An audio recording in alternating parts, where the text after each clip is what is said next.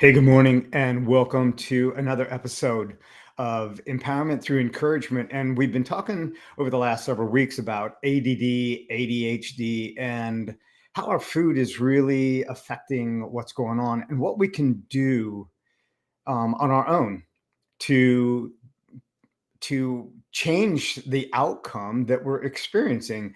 And what I want to say is that the experience that we're having is just an experience. We're not locked in, we're not stuck. We're open to more possibilities as we begin to explore. Good morning. I am Stanley Dietrich, your host today, and my co-host had a unexpected meeting, so she will not be joining me this week.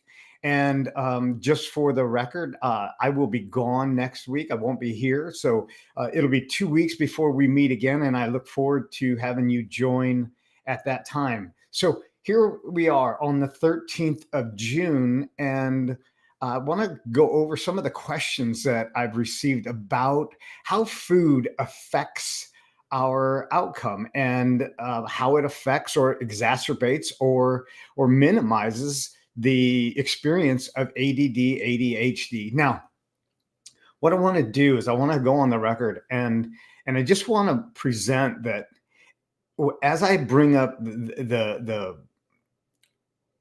definitions or the abbreviations for attention deficit syndrome or attention deficit dysfunction. It's not a dysfunction in the respect that there's something wrong with us. It's just that we're different and we're unique and we have a gift.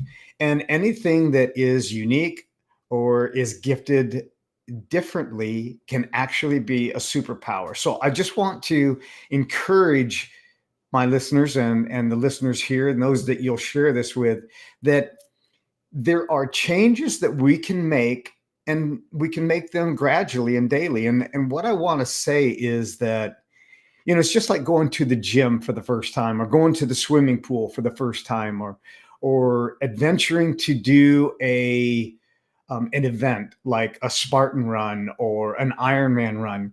You don't just show up on the competition day or the exhibition day and attempt to achieve that goal all in one day. You do it gradually, you do it by training. And so, what I want to bring to you is the idea about the training that we're bringing to our bodies, the training that we're bringing to our brain, the training that we're bringing to our overall experience. And what is one thing that I can do today that can push me towards that marker? Now, understanding that the food that we consume directly impact our brain. And I want that to just rest for just a moment, because I want to say that a lot of times and growing up, I know that in my own life, food was kind of taken as it's there. And we classified everything that we put in our mouth as food. But was it really food, or was it just something that was taking up space? I mean, you can have a box in your living room and use it as a table, but it's not really a table. So sometimes the things that we're consuming, and it's just like liquid consumption, calorie consumption. And we talked last week about the consumption of calories and that our brain is using 25 to 30% of the calories that we intake. So the idea is, don't drink your calories. Drink water, drink something that is going to be clean and nourish your brain and your neurotransmitters. So the foods that we eat actually control the way that we feel. So if you've ever had that after turkey dinner, Thanksgiving dinner, and you had turkey and you laid down and you didn't feel like going for a run, did you? Well, because the chemicals that are in that food, in that turkey, have a response to our body that puts us in this relaxed state of mind. Now, When we do this, when we're already experiencing something like ADD or ADHD, and we're already stimulated, we already have this active mindset. Now, if you add something to it that's going to exacerbate it, like sugars, processed sugars, um, different energy drinks, stimulants, it's going to be a little challenging for you to sit still or to concentrate or for you to even absorb the information that you're bringing in. I want to encourage you. I'm going to give you quite a bit today.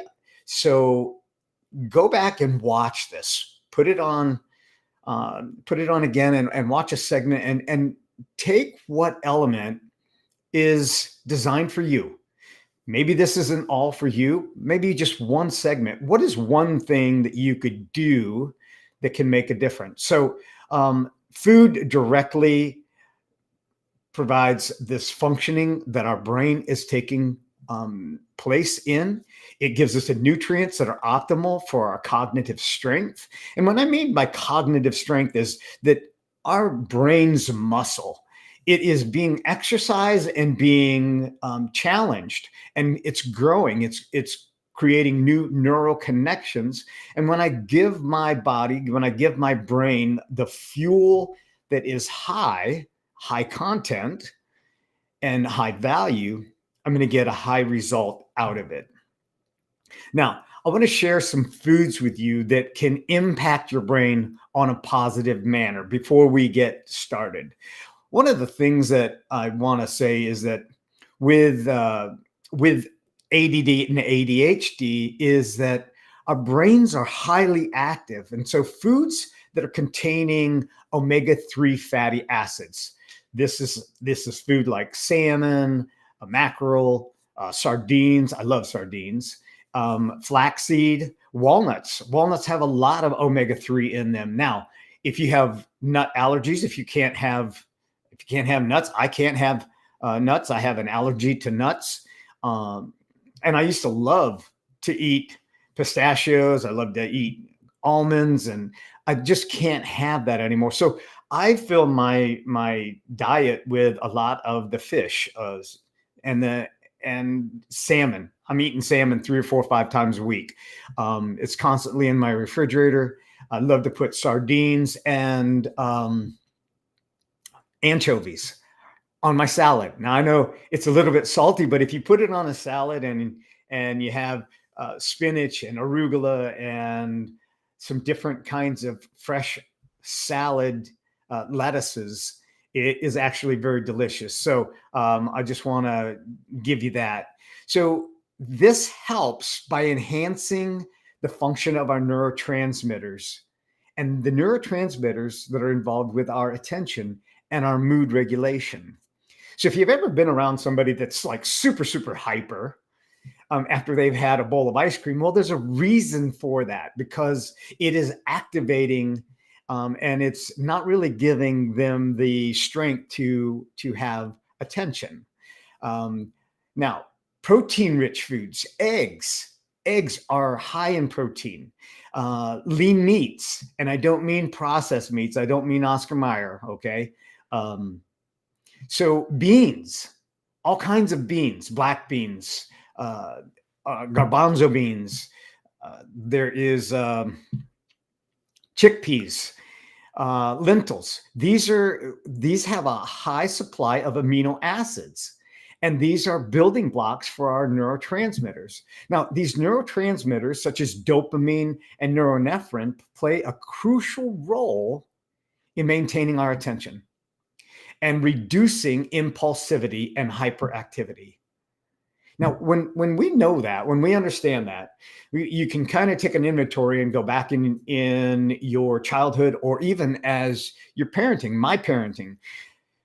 When I provided unhealthy foods, okay, I didn't know what I know now, and I wish I would have.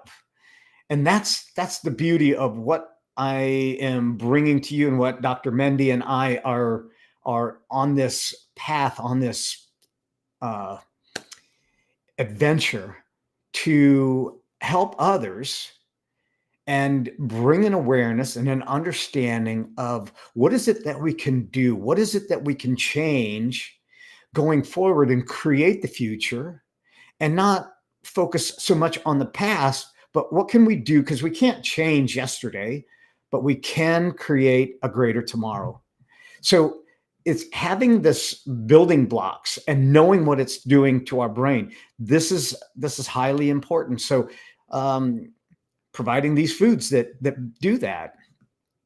Complex carbohydrates, food like whole grains and fruits, vegetables provide a slow release of glucose, the brain's primary energy source. Now, when we understand that, it is giving that drip. It is giving that drip as it needs it, rather than a fire hose of glucose. So it's stable blood sugar.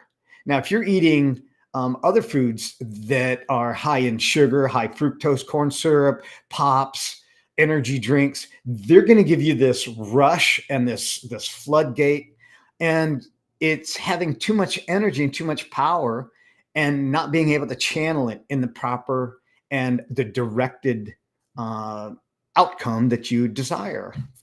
So stabilizing the blood sugar helps maintain steady energy level and focus.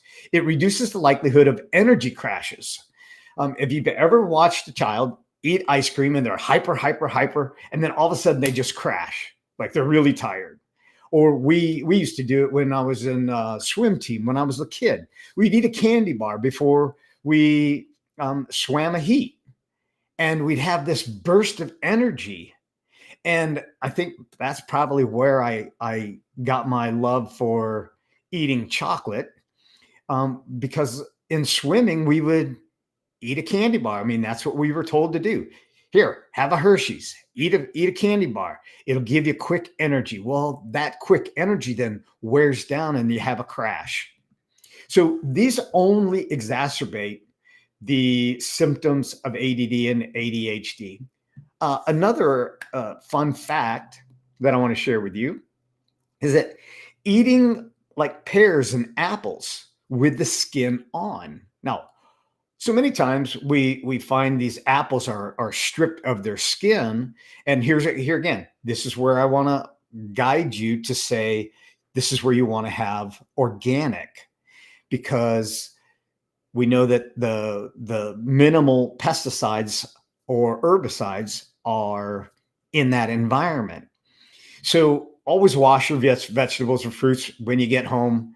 I use a fruit and vegetable wash that I make out of I use vinegar and water, or water and baking soda.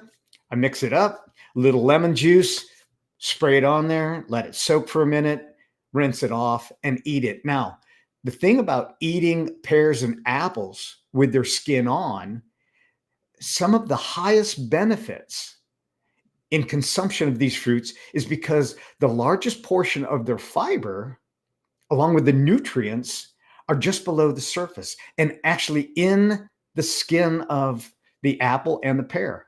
And they're also high in antioxidants, which is helpful for the foundation of your body, of your brain, what's going on. You could be throwing away the best benefits by throwing away the skin. Another thing that I do with my lemons is I take the lemon rind, and rather than throw the lemon away, there's actually more nutrients and vitamins in the lemon rind itself. And I'll throw that in my smoothie. So I'll just take a lemon and I'll shred it and put it in my smoothie, and it gives it a zest. So think about that when you go to the store the next time and you're looking at those apples and those pears, and you're contemplating between organic, which is a little bit more, or non-organic. And on the apples and the pears, I'm going to say your best bet is to invest a little bit more. Your body and your brain will thank you. Now, getting back to some of the foods that you can bring in that also help your brain: spinach, red meat. These are excellent sources of iron, minerals that produce the production of dopamine. Dopamine is needed for our brain, and in the right quantities. We go to social media and we get the wrong dopamine fix, and we're constantly getting that unhealthy dopamine fix by looking at who's liking our post, who's not liking our post, and then we get into this depressive state. So having that production, having that stability in our food is going to be our best source of dopamine. Adequate iron levels are crucial for maintaining attention and cognitive function. Now, how often are we deficient of these minerals, these supplements, these needs, this fuel for our body and our brain? So when it comes to understanding what you specifically are in need of, okay, rather than guess and have a cocktail of vitamins or supplements that you just have lined up and you just take one after the other, you might not need all of those. So the best way is to get your markers checked. Have your physician or your doctor or a naturopath that will order these blood tests. And I know there's a lot of different companies now that you can actually go to and ask for lab work to be done. And you don't even need the doctor to give you the prescription or the recommendation or the requirement for lab work. And actually, it can be cheaper if you go to a third party to get these panels drawn. So zinc and magnesium, these are two minerals that many people are deficient in, along with vitamin D3 and omega-3. A lot of food are deficient in this. So nuts and seeds and leafy green vegetables. These are good sources of zinc and magnesium. Zinc is involved in neurotransmitter regulation and brain signaling, while magnesium helps with brain relaxation and function. So when we understand that our food supply that we're getting is actually exacerbating our experience, and then we're looking to go to a medical facility to get a prescription to counter what we're putting in, it's counterintuitive. It's reactive and proactive. It's reactive and proactive. And then we mix those together. It's kind of like putting oil and water together. They don't mix. So deficiencies in these markers, in these minerals, can worsen hyperactivity and impulsivity. If you've ever seen a kid that does things and you ask, what were you thinking when you did that? Well, that's that impulsivity monitor in the brain that is been shut off. And one of the reasons could be because of a zinc or a magnesium deficiency. Now, vitamin B. Foods rich in vitamin B, such as whole grains and legumes and leafy greens, they support our brain function and they help produce and regulate neurotransmitters. B6 in particular is vital for creating serotonin and dopamine, which influences mood and focus. If you're not getting enough sleep, your body's not producing enough serotonin. And I believe it's 85% of our serotonin is actually developed in our gut. So when we take into account that the foods that we're eating are not just affecting how we feel, but they're also creating the chemicals, the neurotransmitters that are being produced elsewhere that go to our brain. Now it gives us a better understanding of, hey, what could I be eating? What should I be eating that might give me a greater benefit? Now, what I want to also share is foods that will exacerbate or be counterproductive to our experience. And this is the standard American diet. Now, when we break that up and we abbreviate it, it's SAD, SAD, And that's the truth of it. The standard American diet is very sad. When we look at the increase of fast foods and what that's doing to our brain and our outcome, these are foods that are cheap and they're really not benefiting our our desired outcome, or at least not my desired outcome. And hopefully through this series, this awareness, and that's what the whole idea is, to become aware of the things that can give us a greater outcome. So, what are some of those foods that create this counterproductive response when we're dealing with something like ADD and hyperactivity, or hyper attention? Artificial additives and preservatives. We find this in all of the foods. We find it in all the cereals. Artificial colors, flavors, and preservatives that have been shown to exacerbate hyperactivity and inattention in many children with ADD and ADHD. If you can avoid these, and I say if, the if is on you. It's your choice. It's our choice. It's a personal decision to take the power back. And rather than have to go to a facility and pay for a visit, what are some of these things that you can go through your cabinet and look at and say, you know what? I want a better outcome. And today's the day. So high sugar foods. And we find this in everything. Take a look at your ketchup. Take a look at if you see high fructose corn syrup in the first three elements, you know you're in trouble. Now, high fructose corn syrup that has no benefit for the human body, has no benefit. And in the last 30 years, we've absorbed and we consume 3,000% more high fructose corn syrup than we did 30 years ago. So you want to know why we find this increase in the presentation of ADD and the diagnosis of ADD and hyperactivity? It's because of the foods that we're eating, the foods that we're ingesting, and what we're bringing into our body even before we have a child. So consuming drinks, high sugar drinks, my gosh, this is a big thing. You know, the fruit juices. We talked about this last week, and that says it's 100% juice. It's 100% from concentrate. Well, yeah, that 100% is this much, but how much other junk is in that drink? And this isn't to criticize what you're bringing into your pantry. It's to bring an awareness. If I want a different outcome, I got to do something different. The definition of insanity is what? Doing the same thing over and over again and expecting a different result.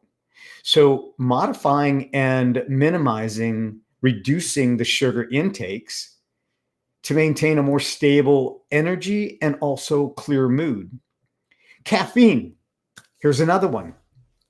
Caffeine can be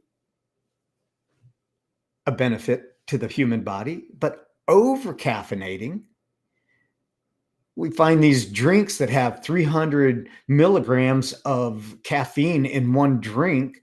And we've seen that there's not really a regulation on drinks like Monster and Red Bull. They're not regulated. So they take an average of what that caffeine level is, and they put that on the can. But some cans have been shown to have higher levels, and it does different things to different chemistries. And when you mix chemicals together, now you get this concoction. It's like, when is it going to explode? And how can I control it?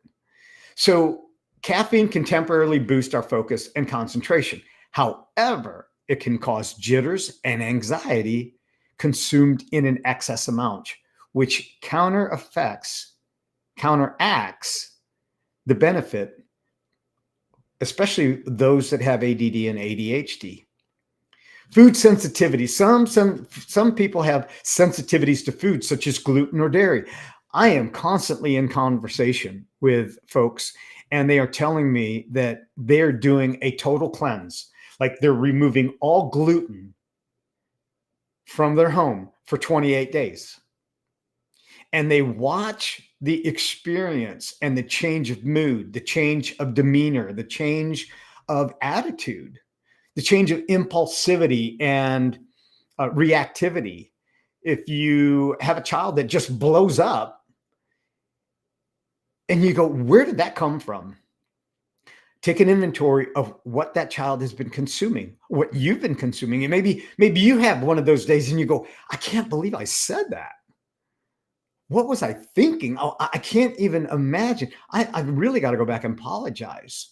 And it could be that some of the foods that we're eating are creating those chemicals that kind of block that filter and change the outcome that we really wanted. They trigger that chemical reaction that is not beneficial to us or to those that are around us.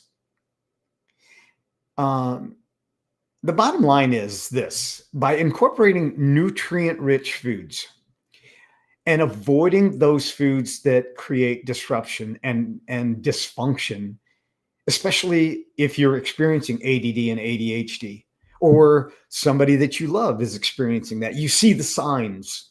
Maybe you've not been diagnosed. I wasn't diagnosed. We just knew that I had it when I was young. And as I got older, then it was diagnosed. But at the time, I had a principal that had a foresight to take my energy and plug it into activities that would allow me to do sports and channel that energy in a positive way.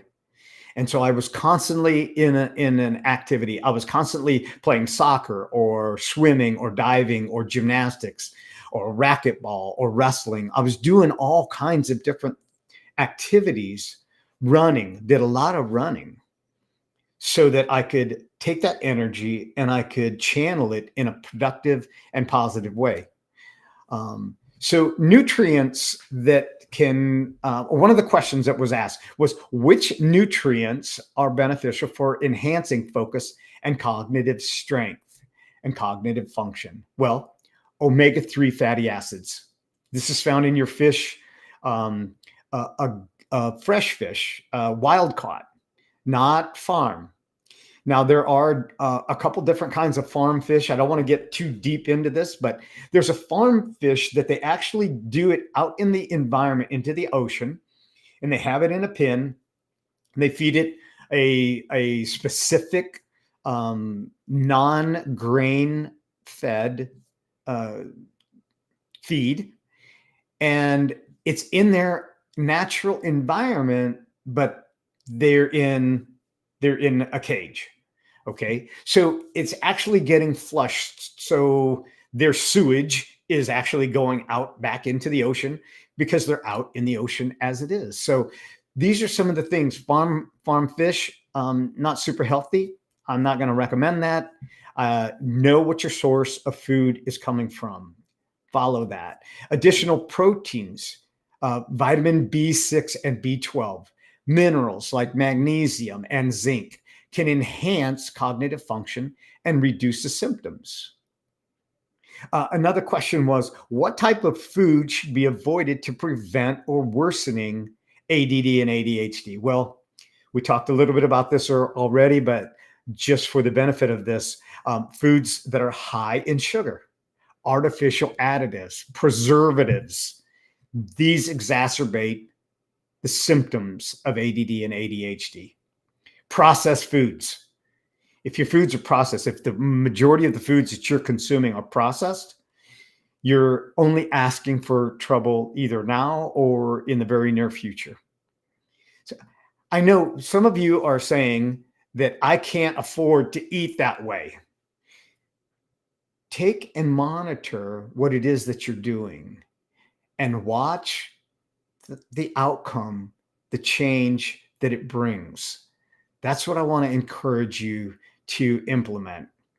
Dr. Mindy shared with me that they downloaded the app and she went through her pantry and she's like, oh my gosh, all this food, it doesn't register very high. We've got to get rid of this. And then she said, I remember what you said. Eliminate it. If you consume it, you make the choice. You consume it or get rid of it. But don't restock with it. Make healthier choices. The app was called Yucca, and it gives you an idea of what is it that is in your food. So I know that there are so many people that have dogs. You would never feed your dog chocolate. And I also know that I've learned this because my daughter has a dog, is that you never feed your dog a grape because it's toxic to the dog. Now, when you know what you're doing for your dog, when you do that for yourself, not put in the products that are not giving you the benefit and the outcome that you desire. If it impacts your brain negatively, why would you want to continue to put it in? Small steps. Balancing your diet. How can this manage your ADD symptoms effectively? Well, a balanced diet can significantly help. It's often most effective when combined with other treatments. And I'm not saying that, drop your prescription, but I'm saying, what can you do to enhance that? When we take that power back, when we say, what can I do that's going to give me a greater outcome than just thinking that taking a pill is going to make it better? We become so inundated by taking a pill to correct what we're doing wrong. Imagine if we did that in other areas of our life. We do something bad and then we try to make up for it by doing something good. And what it does is it doesn't even erase it to ground zero. It actually keeps us in the negative. How does sugar affect ADD and ADHD symptoms? I love this question because as I shared, and I confessed, when I was growing up, I would dip my peanut butter and jelly sandwich into grape Kool-Aid that had 2 cups of sugar. I think it was 2 cups of sugar, 2 cups of water, and a little packet, a flavor packet with multiple colored dyes in it. And I would drink that, and I thought that was eating pretty good. And at that time in my life, that was eating pretty good, just because we were poor, to say the least. But high sugar, it's a wonder I wasn't more hyper than I was. And I probably don't remember just exactly how hyper I was, but I would find myself having these spikes of energy. And it's no wonder. And having these, you'll see people with mood shifts and mood swings. They're happy one moment, and then you come back and visit them in 45 minutes, and they're like, oh man, I'm just so tired. I need something. And that's what the sugar does. It actually gives us, it changes our hyperactivity, it increases it, and then it spikes, and then it crashes, and then it gives us the difficulty of concentrating, and it worsens the effects. Another question was, are there specific foods that can help improve attention and reduce hyperactivity? Yes, foods that are rich in protein, such as lean meats and eggs and beans, can help stabilize our blood sugar. Now, I want to say, know where your food source is coming from. I watched a clip on Dr. Berg yesterday, and he was sharing that the majority of chickens that are in chicken houses are given 64 square inches to function and eat and produce. Now, you might think 64 square inches is a lot, but it's not. It's 8 inches by 8 inches by 8 inches. That's not very big. And then some of the other chickens that say that they're cage free, they're actually cage free, but they're given 12 inch. So they're given 144 square inches. And then there's some other chickens that are they're said to be free range, but the free range is like a 2 foot by 2 foot, and there's a cage, there's an opening that they can actually go out and see some sunlight.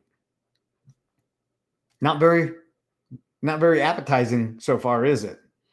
So your best bet is to go down to your local farmer, go down to your farmer's market and get some eggs from them. And generally, they're going to be eating not grain, they're going to be eating bugs, and they're going to be eating things that worms and things that they were designed to eat, things that they get their nutrients from that make that egg and make that chicken healthier.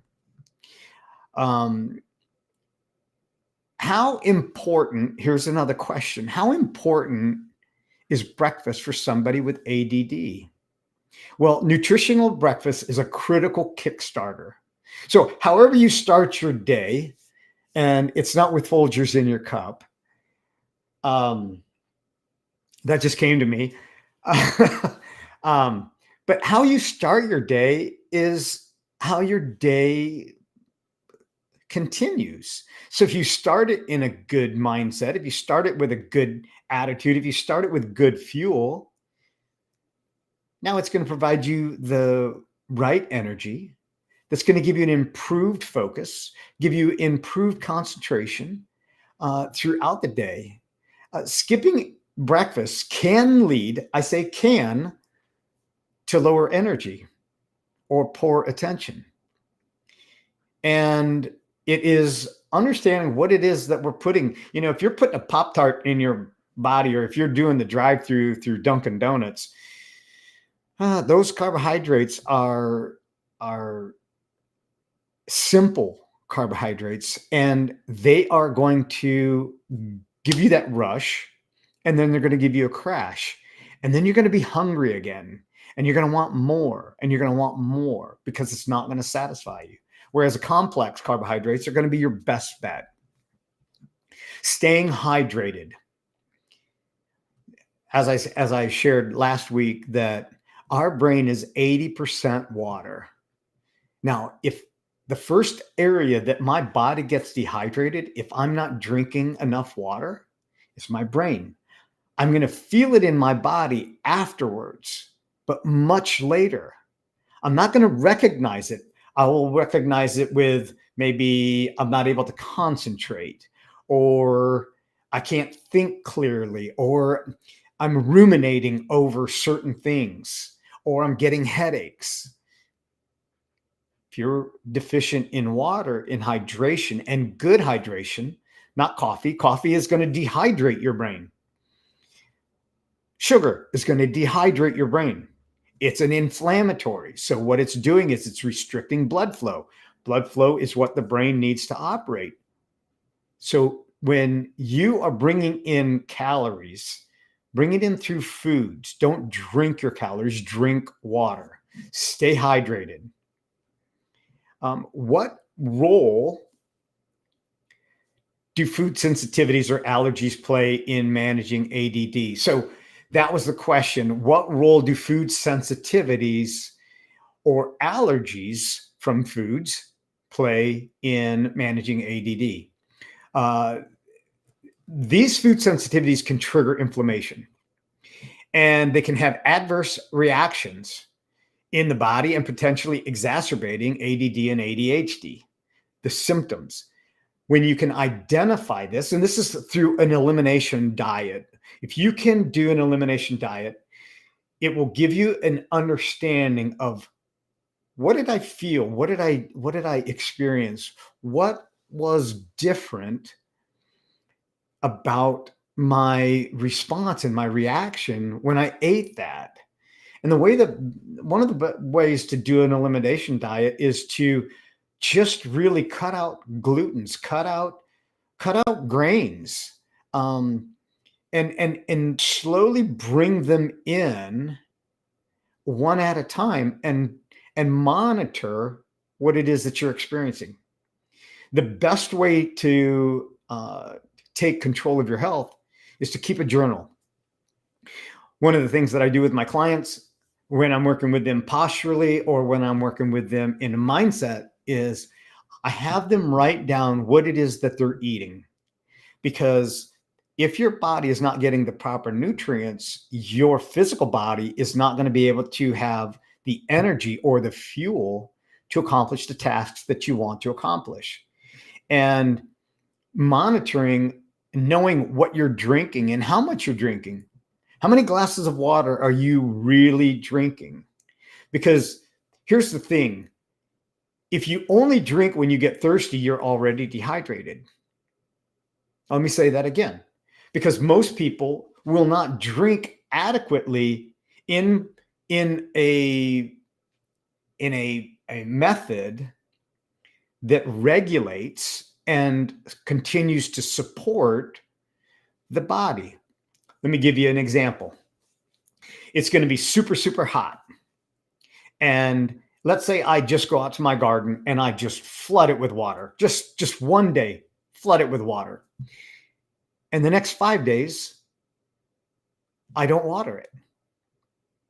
And then on the 6th day, I flood it with water again. I flood it with water. My plants are not going to grow the way that they are designed. If you look at the plants, when we buy a plant, it tells you how much water that plant is going to require. Now, we didn't come with a label on our shirt or on, in our sock drawer, and we could pull it out and paste it on and go, oh yeah, water every 2 hours. And we don't. I don't buy shirts like that. But if you don't add water, you're actually contributing to a condition or an experience that isn't even favorable to yourself. So, good, clean water.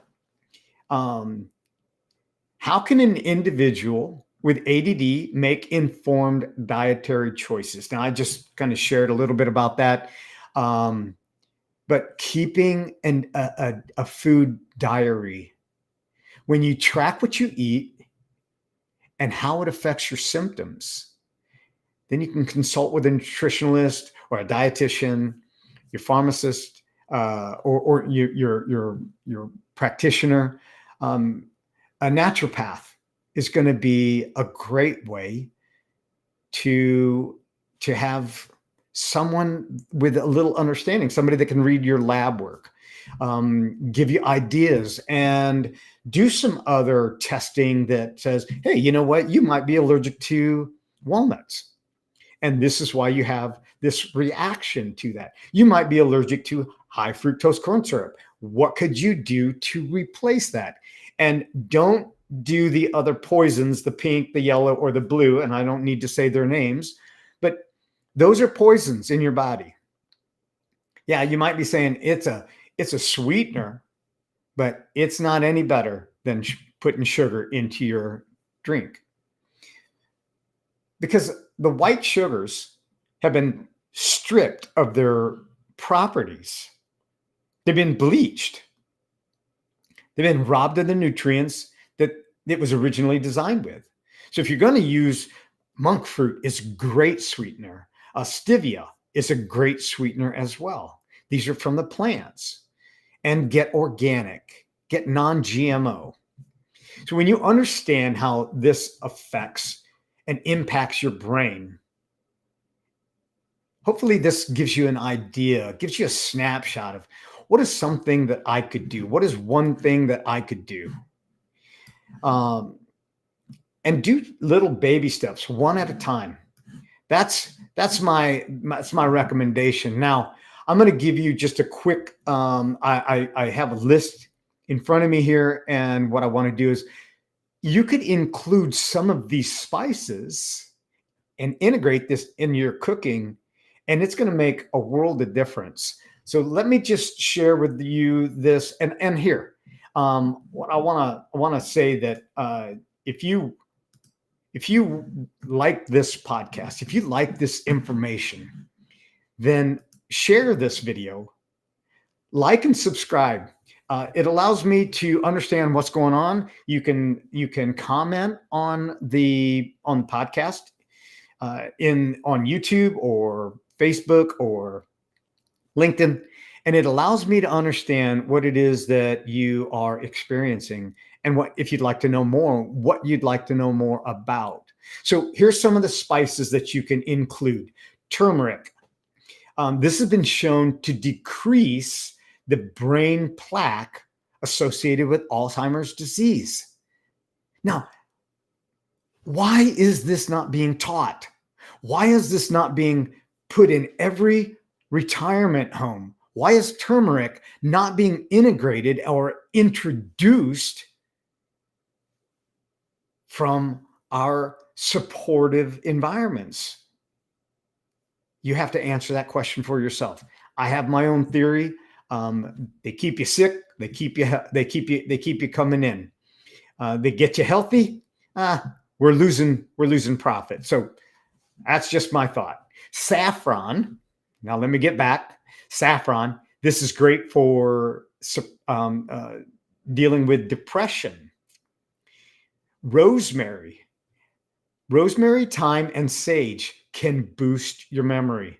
I love taking rosemary and sage and thyme and putting it in my scrambled egg and rolling it up in there. Oh my gosh, it is so stinking delicious. I actually throw thyme and oregano and sage into my smoothies just to give it a little zing, a little zest.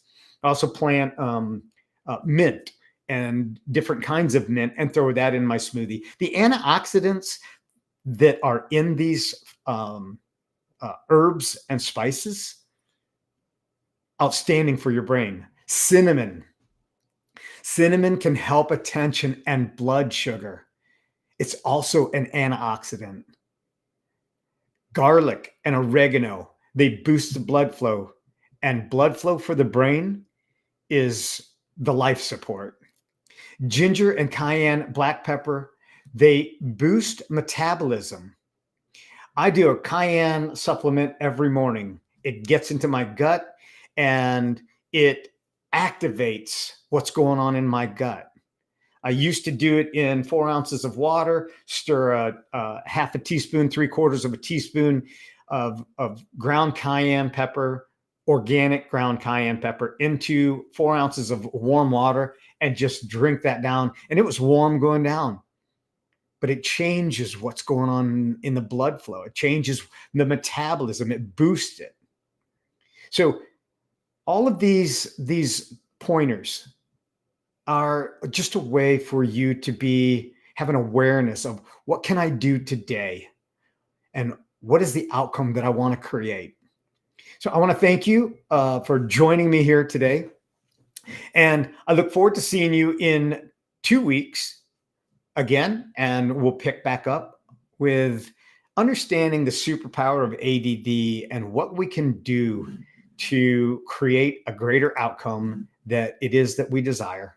So I wish you an outstanding week and an outstanding weekend, and take control, take your power back, be the superhero that you are to you, and have an outstanding day. I will see you again soon. Thank you for